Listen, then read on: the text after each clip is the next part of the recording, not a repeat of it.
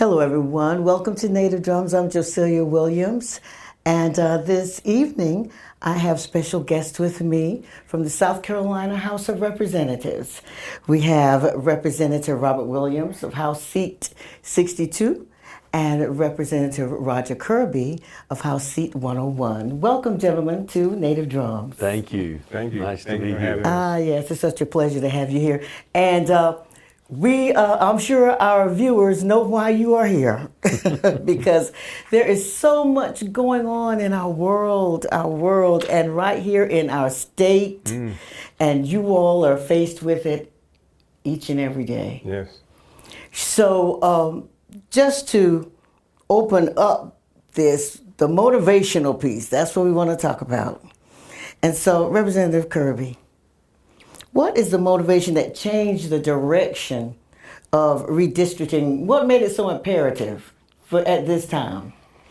So there are several things that went down.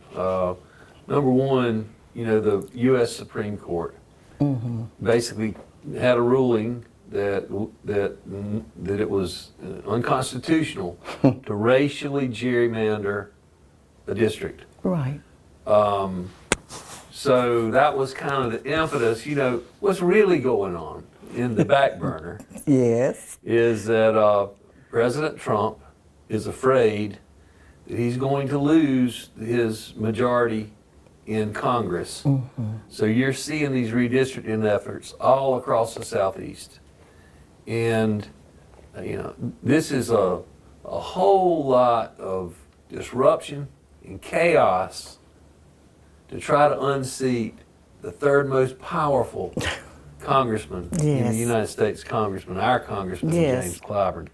So the reality of it is that's the real impetus of it. Some people say, oh no, we're doing it because we can't racially gerrymander a district. Well, the Supreme Court ruled, 2.5 years ago, Robert, that Congressman Clyburn's seat was not a racial gerrymander. So you can't have it both ways. Right. It either is or it isn't. So is the Supreme Court wrong now, or were they wrong then? But this is really not about that. This is really about getting another Republican seat to send to Washington to try to protect the Republican majority in Congress. My goodness. And I think we sort of halfway knew it was something of that nature, but you have just really brought it to the forefront. Yeah. Representative Williams? Well, just to add on to what Representative Kirby mentioned just now, the decision that the Supreme Court made, it turned back the hand of history. Yes. Ever since 1965, we've been living with, and we thought the Supreme Court initially had bring about laws that to protect folks. Right. But what they done was they took away those protections under the law. That's right. They took away racial protection that we once had in play because of the civil rights, as you know. Of course. Because, we were being discriminated against. So when they took those barriers away in the law, saying that, we're discriminating against them. So now we don't have any guardrails. Yes. There's no guardrails now. So now all the southern states, the red states, Right. they're going in and doing what Representative Kirby just mentioned, but they're diluting the votes by doing that. What they're doing is causing division amongst us. Right. They're trying to divide us. And so when for example, for the 6th congressional district, they're putting it in this area because see, right now we're in the 7th congressional, as you know. Right. I think you're in the 6th, right? I'm in the 6th. I've always been in the 6th. So now we're in the 7th. Right. So the 6th will be a part of our district now, based on the map, the new map. So it's a process of making South Carolina congressional districts all red. Yep. All red. And you know, we got 6-1 now, but it'll be 7-0. All red in South Carolina. So what are those areas that they're trying to change, that there'll be 6 districts, those counties? It's across statewide. Yeah. So- Every district in the whole state is being redrawn. Right, but when it comes to the 6th district, the one that James Clyburn is representative for, what are those counties that they are including in that, when they're drawing that map? So the new 6th, and let's go back. I think this is an important point too. That map that we're dealing with was drawn in Washington, D.C. Well, it wasn't. Yes, sir. By the Republican Trust. Right. Some kind of Republican trust or something. I mean, it wasn't even drawn by a South Carolinian. Oh my. It wasn't drawn by anybody elected in South Carolina. That's right. They sent us a map and said, hey, this is the map. Y'all do it. Make it happen. Uh-oh. That's basically how it went down, wasn't it, Robert? Exactly the way it went down. And not only they did that, then they opened up our map room after their map has already been drawn. Yep. So why open up our map room when you already got a map? So what they're trying to do is just cover up, saying that, hey, we opened up the map room. They could have go in there and draw the maps through any way they want, but they already had a map. Yep. And that's the one that's what. And you proved your point. There were several maps that were put up for vote. Right. None of them passed it, Robert. No. Because they knew which one they wanted to. Oh, yeah. Yeah. But so that map, what does that map include? What does it say? What are the counties? So in Congressman, the old 6th, the new 6th is not even in Jim Clyburn's home. Right. Okay. It's moved north, and it'll include pretty much all of the Pee Dee. Exactly. Except for Horry and Georgetown. Exactly. Okay, it doesn't include Yeah, Oregon. it take Georgetown and Horry out of it. Yeah. And it kind of actually it moves from all the way up to Kershaw. Kershaw, Lancaster, and a little bit of York County. Yeah. So the district and- runs from the bottom of Williamsburg County. Williamsburg, Clarendon, Marion, Dillon, Marlboro, Darlington, Florence, Kershaw, Chesterfield. Kershaw, Lancaster, and a little bit of York. A little bit of York. So think about that. That's Rock Hill. Yeah, that's what I was about So to Rock say. Hill down to the south end of Williamsburg County. Yeah. That's Yeah. And see, Congressman Clyburn had none of those districts, and all those districts, all that was part of the Pee Dee, the 7th congressional. Yeah. Matter of fact, I don't know if you remember John Spratt used to have, he used to be over the congressional number 5. When the wave came through and threw them out of office. So now, and that threw us into the 7th congressional district. right. You know, so we were in the 7th congressional district, and we changed. And the thing about it, Ms. Williams, is that we do this every 10 years Yeah. after the century, based on the Right, numbers. on census, yeah. But we're doing this now in the middle. This is 10 years is not up. We got 4 more years before we should be doing this. And not only that, 4 years from now, we got to do it again. Do it again. Do it again. So I can remember growing up, we were in the 6th district. Florence was. The PD, Back in the day. Yeah, back in the day during John Jim Red and Yeah, Robin yeah, Talon and yeah. all this. I remember Yeah, the back- 6th district. back And in I the day. think Clyburn may have been in the 6th district for a little while. He was. For a little while, because I can remember my children were small. And That's been a good while back. it has, Yeah. because my baby was in the 1st or 2nd grade. She Yeah. read a lot of books. Yeah. And he, Congressman Clyburn, wrote her a letter and did, all the nice things for children who had done. And we were 6th district then. Yeah. Yeah. But so he says he's going to run again. Yeah. So let me ask you this: you think this is going to possibly backfire on the Republicans? You know, it could.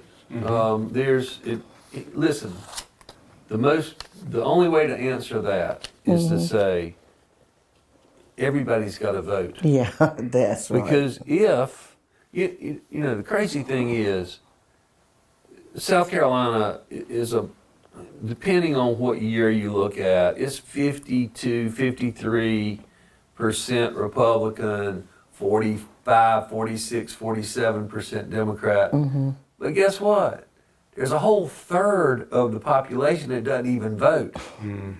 So, if people voted, we could change the dynamics of all of these maps, the way they're drawn now. Right. I mean, what would happen if we went in and everybody turned out and we ended up winning 3 of these 7 seats because of this? Right. Yeah. That would be incredible. It would be. But that's up to all of us to say, hey, now's the time. Now's the time to do it. Yeah. Now's the time to do it. I think there's going to be some repercussion around this. I think that, what they're thinking, I don't think it's going to really happen.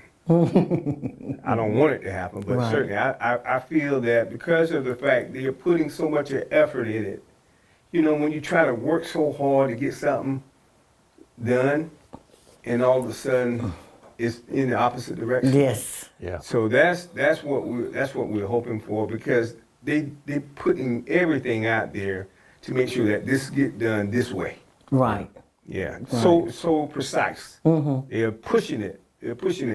And my thing is with my Republican friends is that they just follow along.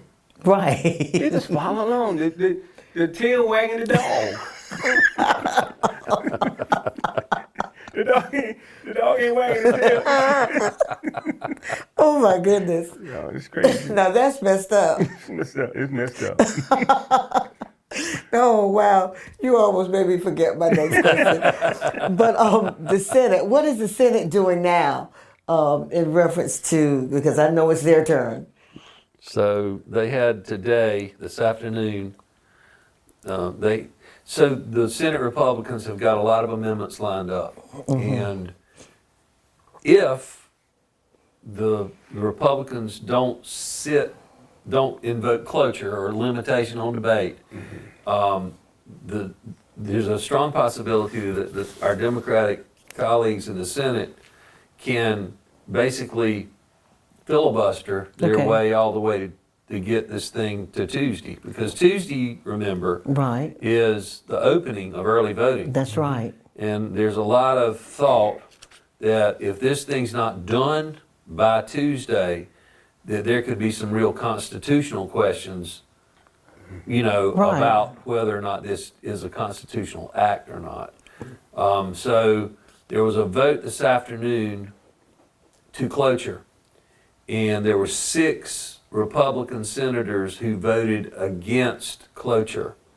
So a cloture vote is what we call a supermajority vote. It requires 2/3 of the members, and they didn't make it.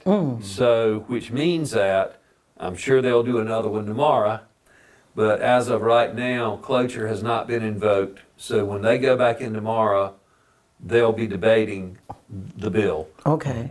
There was a map amendment, I think, that was brought today. Again, somebody drew another map. Oh my goodness. And they brought it to the Senate's floor. It did not pass. So we're back to the original map that the House sent, which is the original map that Trump sent down here for us to pass. That's the full circle of it. Yeah. Wow. And also, just to add on to that, is that in the House, what happened was they rule change while we're in the process. Yeah. So in other words, in the middle of the screen, they're coming up with new rules. Oh, it's just my. like we're playing chess, right? Yeah.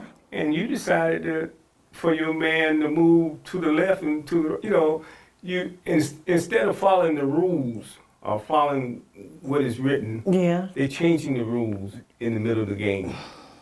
In the middle of the game. So now we're pending with a lawsuit that question the fact, why are you changing the rules in the middle of the game? Right. Now, if they had to come to us initially and say, look, these are the rules. These are set forth. We're gonna give everybody one amendment. Everybody's gonna have to deal with one amendment. Instead of because traditionally we put as many amendments on the floor as we want to. There's no certain amendment. We just put them up there and talk about them. Right. But they felt that it was taking too long. we were slowing down the process.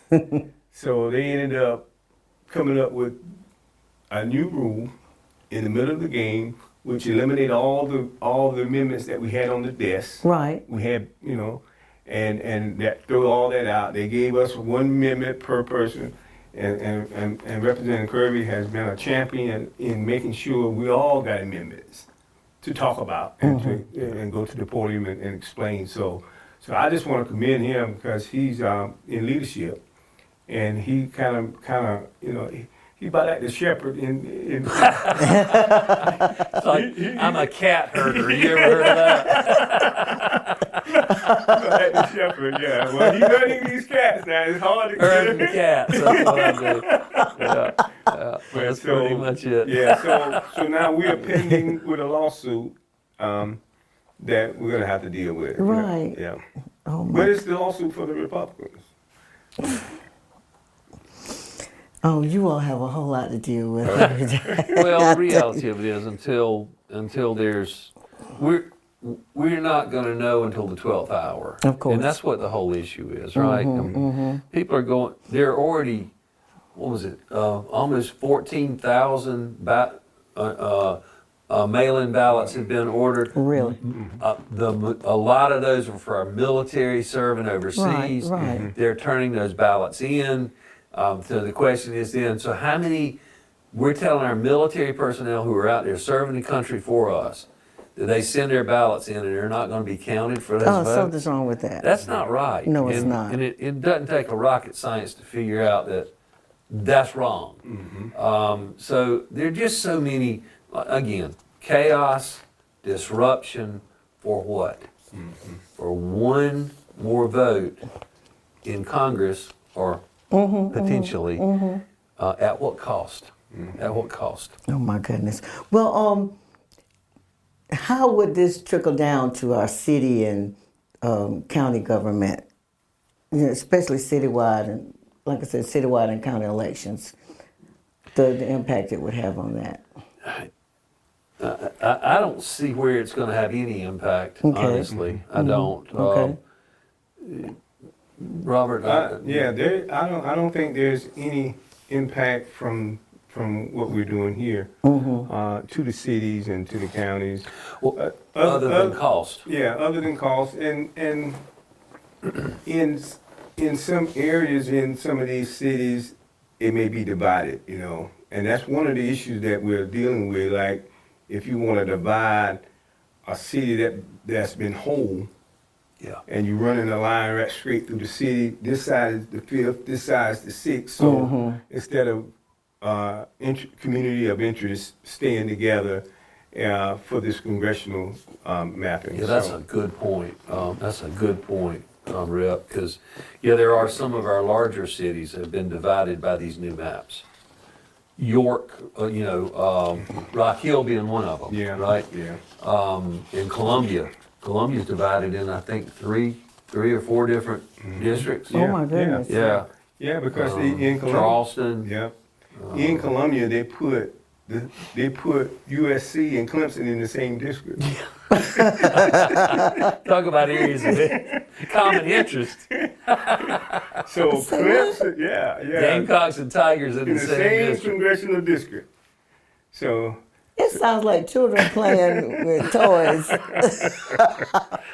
Oh, wow. Yeah, the dog. It is. It really is. It's so ridiculous that it's almost laughable, isn't it? Yeah. But to think that there's it's real. Yeah.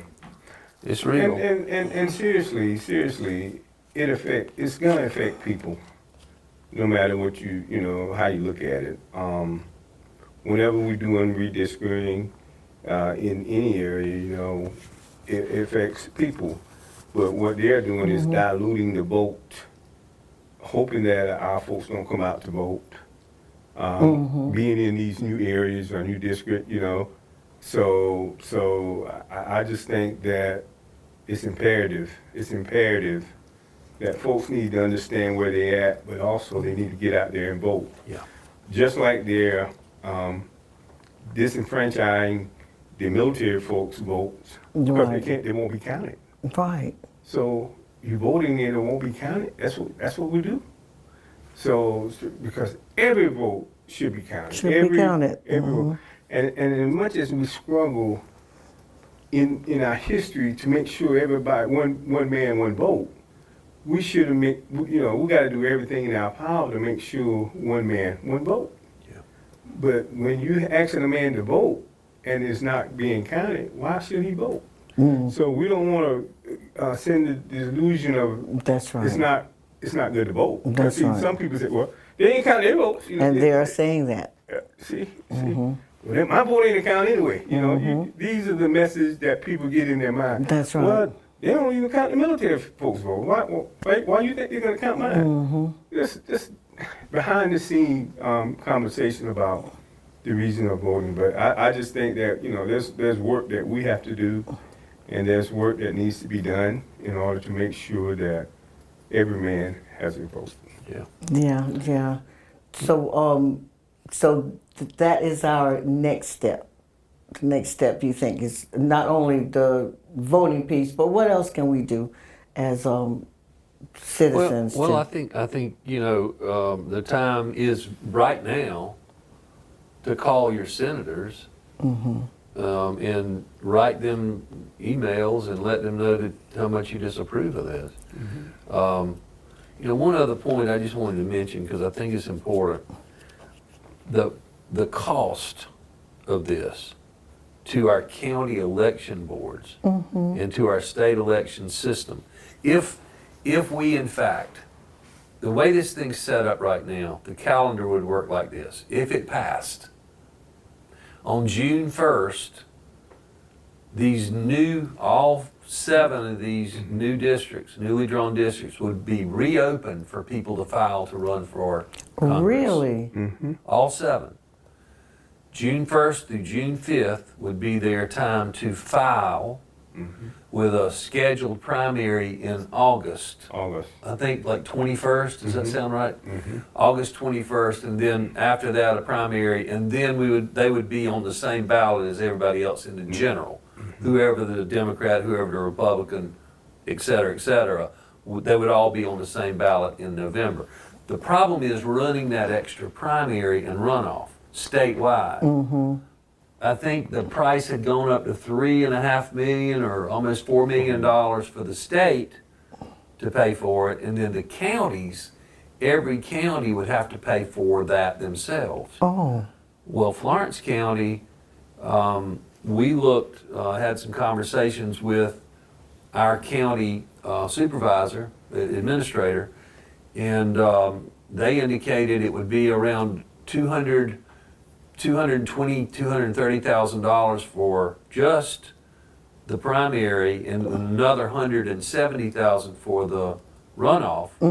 So that's almost $500,000 expense to Florence County, not being reimbursed by the state or anybody else for this one issue.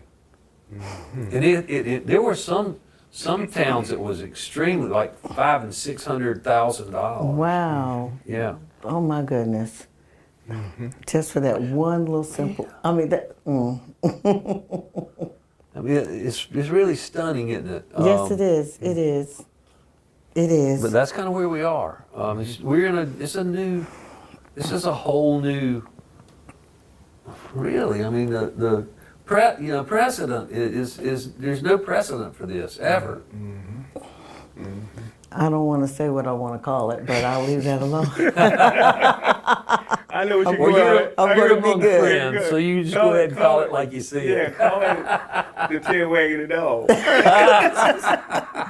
Thank you. Might Good be the answer. best way to Good do it, answer. yeah. Good answer. Let's get back to the city and county. No, it wasn't the county. It was the city. It was something about the partisan situation with that, and what's going to take place with that. So yes, there was a bill that was passed earlier this session. Okay. Right now,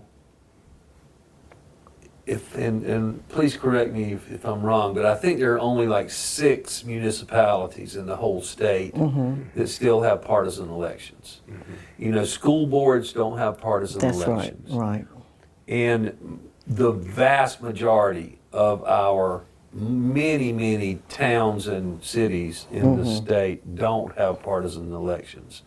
So there was a bill that was done by amendment, I think, but the city of Florence and the city of Greenville now will not have partisan elections going forward. Isn't that right? I think but there was a school board that did have a partisan election.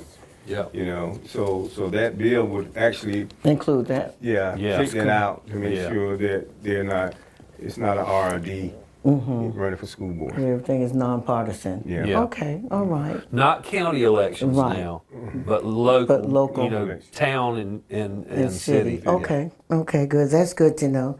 That's good to know. Are there any other bills we need to know about? Because, you know, we lose touch. That's why you all are there, to make sure that we... well, we're supposed to be out of session now. Yeah, there were some good bills passed this year. There were some positive things that happened this year. Teacher pay raise. Oh, okay. Teacher pay raises. Now, we were at, I think we were number 43rd in the country as far as lowest paid teachers. We're up to number 22. Oh, okay. And, you know, we can keep moving. So teacher pay raises have gone to over $50,000 starting now. Oh, wonderful. Which puts us, you know, well in the mix of the Southeast averages. We got more money put in our rural road systems, which is really important to me and people like me who represent these rural districts. Right. Yeah, we had some good legislation. We were very productive this year. Yeah. And certainly with the teachers, you know, I tell you what, if I was in school coming out, that's the first thing I apply for, to be a teacher, because the pay is really good. But you got to do it for the love of the kids as well. But certainly, that's a profession that we really bumped up. And also law enforcement, we, you know, across the board, we've done a lot for law enforcement. Okay. For law enforcement, highway patrols, and, you know, stuff like that.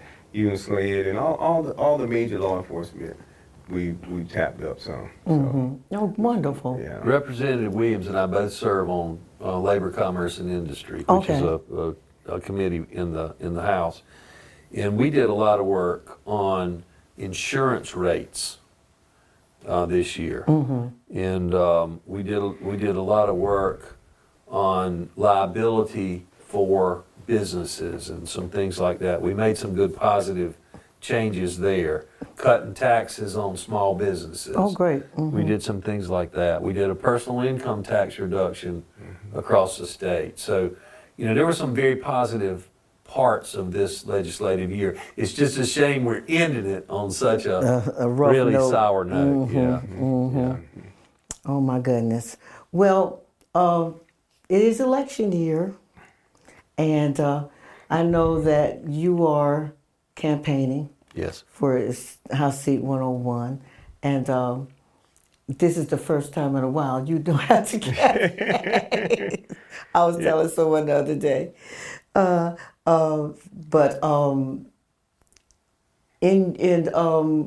Let's talk a little bit about that and your platform, Representative Kirby. Sure. So, I was first elected in 2014, and my district was basically Florence County and part of Marion County. I live in Lake City. Okay. After this last census, we were talking about redistricting. Well, in the last census, we did redistricting. And when that happened, because of the growth of Horry County and Rock Hill and some of these other counties, we had to shift a lot of seats around. Okay. Well, my seat got shifted and combined with another seat.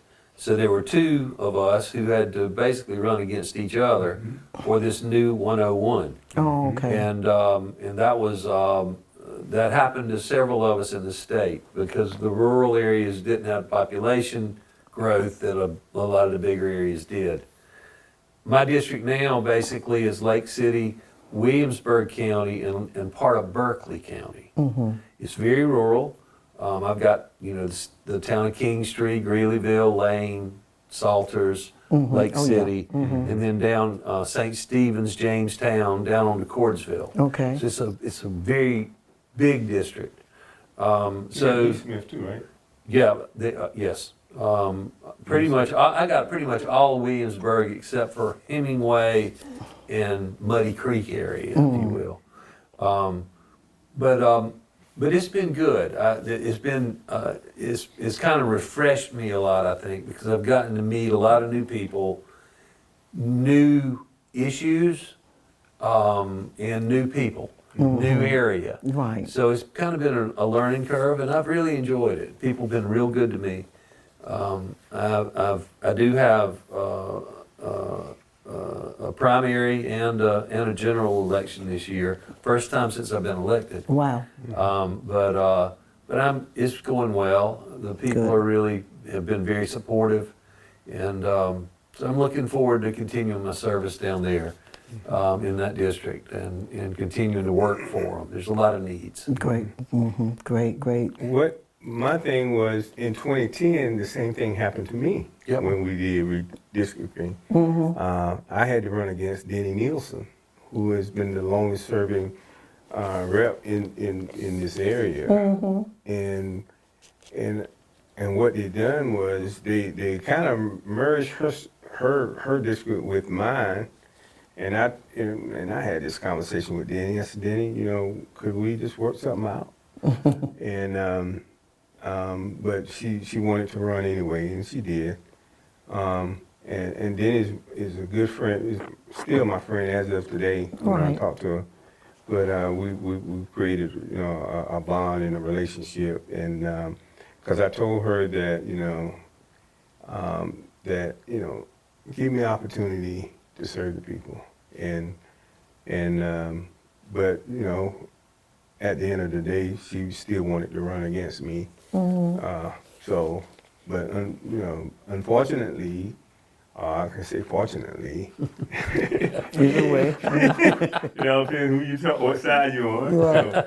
So, but it's been a process, ever since. So, and I just want to commend Representative Kirby for his leadership. He has really, I'm just telling you, he's really took the bull by the horn with the Democratic Party. He has leadership in the Democratic Party there in the House, and he's the type of person you can talk to. He listens, and not only he listens, but he whatever he can do to help and to serve his people, he's about that. So Very kind. I appreciate that, Rob. Thank you. And we have conversation on the floor, and I'll be looking for certain people. I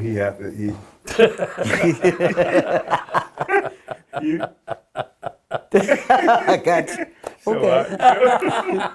So I'm just saying, but it's all good. It's all good. I think we have a good relationship, and he's my junior. He's my junior. He came in after I did, but I watched this young man how he really grew and came into leadership, and he has all the traits of a leader. And very kind. Very kind. We are, as you can tell, we're good friends. Yes. And we have our caucus, our Democratic caucus, is really filled with people who are interested in helping people. And helping people, and that's right. And that's what it's all about. That's right. Helping people, serving people. So hopefully we can continue that. Amen. Amen. Yeah. Representative Williams, one reason he's probably so kind is because he's a musician. He's got music running through his head. He is. And he's a songstress too. Huh? He's a songstress too. Yes, that's why he's a minister of music. We have that in common. So I found that out on yesterday. Oh, you did? Yeah, we were talking Get out of yesterday. here. Yes. Well, you might have to get him to come back and do something. Yes. Come back and sing a little bit for us. He got a good voice too. Oh, wonderful. Y'all are so kind. Oh, wonderful. you. Well, I tell you, it has been really great to have both of you here to be able to explain to our viewers the situation that's going on in our State House.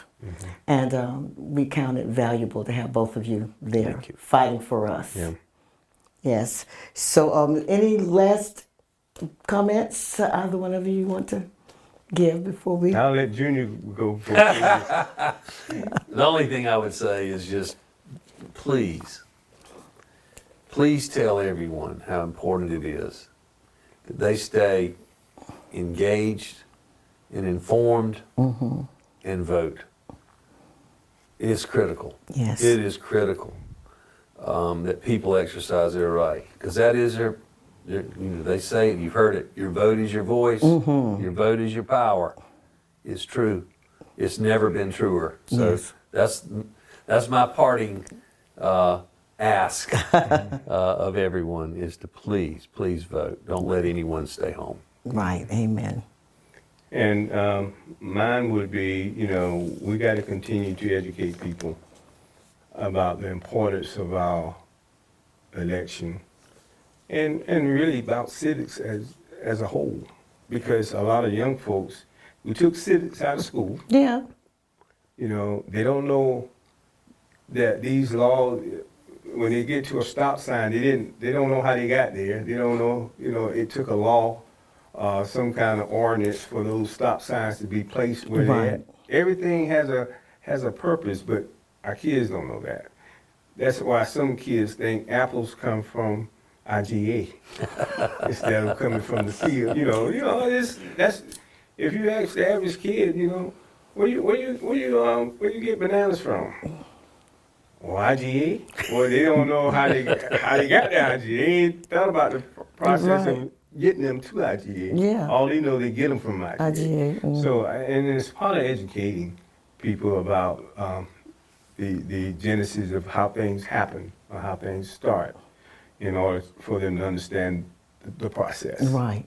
Yeah. So it's a process for any and everything, and if folks understand the process and understand the importance of the process, I think we can kind of, and when I say this process, I'm talking about the process of voting and educating people, getting them involved in the process. They can be better decision makers on what they want in life, and how things happen. Amen. Both statements are awesome. That's good. That engagement piece and understand the process and education. Yeah. That is valuable.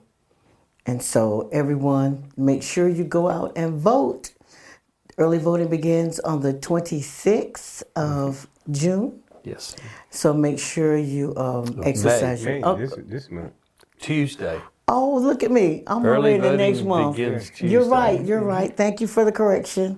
Thank you for the correction. This Tuesday, the 26th of May. I'm already in June. I've got so much going on. I got it. We got Yeah, but the 26th of May now, not June, May. This coming Tuesday, please exercise your right to vote. Go and do that. If the different. I just want to add one thing to Sure, this. sure. As we celebrate Memorial Day and this weekend. That's right. I don't want us to forget about our troops who gave their life so that we are able to come here and have this conversation. Yes. I know that when I was in Iraq, traveling the dirty roads in Iraq, we couldn't even stay in places long enough, because once they find out your location, then they start targeting you. So we're blessed where we can live in a place where we ain't got to worry about that here in America. Amen. But when I was over there, you better not stay in that place too long. Somebody find out you there, then they will start sending ammunition your way. So for those men and women who gave their lives, and we had 13 gave their life since the war in Iran started. 13 folks who life is no longer here with us to celebrate. But I just want to commend those people, commend those ladies and gentlemen who sacrificed the ultimate sacrifice for this nation and for our way of life. So we can't ignore that, because if they don't go and serve, we won't have freedom is not free. Freedom is not free. Not. So there's somebody who paid for it in sweat and blood for these sacrifices that we have. But I just want to commend all the veterans, and my kudos out Great. to all the veterans that are living. And because I lost some soldiers coming back, I lost several soldiers, and still today I don't talk about it a lot, but it grieves me, and I still think about them and their fight for freedom. That's right. That's Amen. right. Well, thank you so much for that. Thank you so much for that, because tomorrow is Memorial Day, and so remember that. Remember that. So, gentlemen, again, thank you ever so much. Thank you. Thank you. This has been a delight. Thank you. Thank you. Yes, thank you. All right, everyone. Thank you so much for watching Native Drums, and we'll see you on next week. Good.